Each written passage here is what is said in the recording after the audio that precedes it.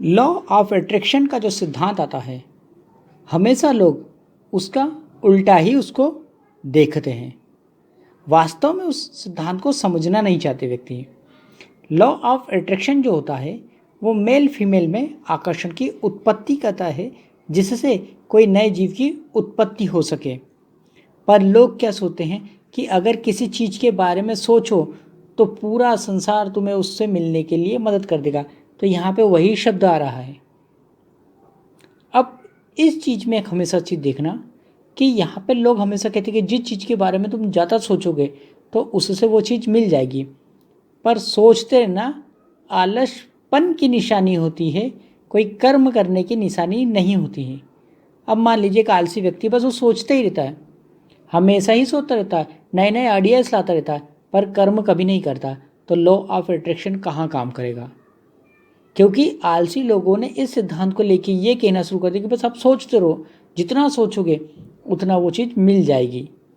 पर हम हमेशा भूल जाते हैं कि प्रकृति में एक नियम होता है कि जिस शक्तिशाली चीज़ अगर कोई कर्म करती है, शक्तिशाली चीज़ यानी अगर तुम्हारा मन ताकतवर होगा, एकाग्र होगा, स्थिर होगा, तभी लॉ ऑफ अट्रैक्शन काम करेगा, अन्यथा नहीं करेगा।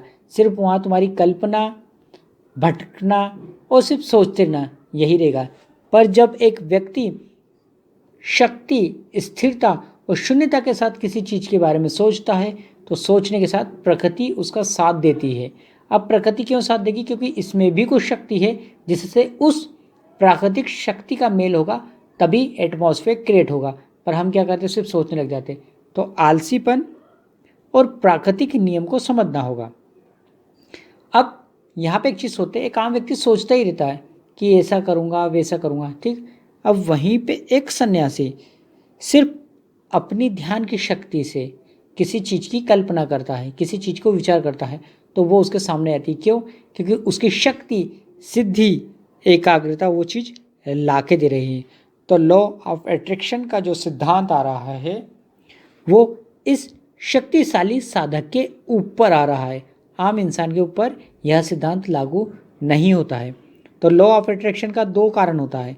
एक तो जीव की उत्पत्ति करना, मेल फीमेल में आकर्षण लाना, उसे लॉ ऑफ अट्रैक्शन में कहा जाता है।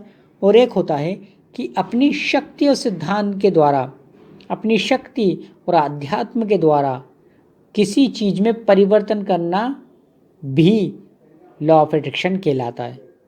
तो साधक को सोचना होगा कि सिर्फ अगर वो कल्पना करेगा, सिर्फ सोचता ही रहेगा, तो कभी भी उसे कुछ चीज़ प्राप्त नहीं होगी। इसलिए सबसे पहला नियम यही लागू होता है कि जितनी साधना करोगे, जितनी शक्ति अर्जित करोगे, जितनी ऊर्जा करोगे, तभी वो ब्रह्मांड के नियम में बदलाव कर सकेगी और वहीं से चीज़ की प्राप्ति हो सकेगी। अगर तुम साधना अच्छी कर लेते हो, शक्ति अर्जित कर लेते हो, तो लॉ ऑफ अट्रैक्शन का पूरा उपयोग ले सकोगे।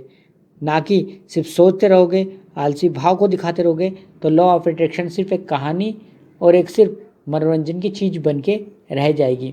इसलिए हर साधक को साधना करना चाहिए, एकाग्रता लाना चाहिए, जिससे कोई चीज़ सोचे और वो चीज़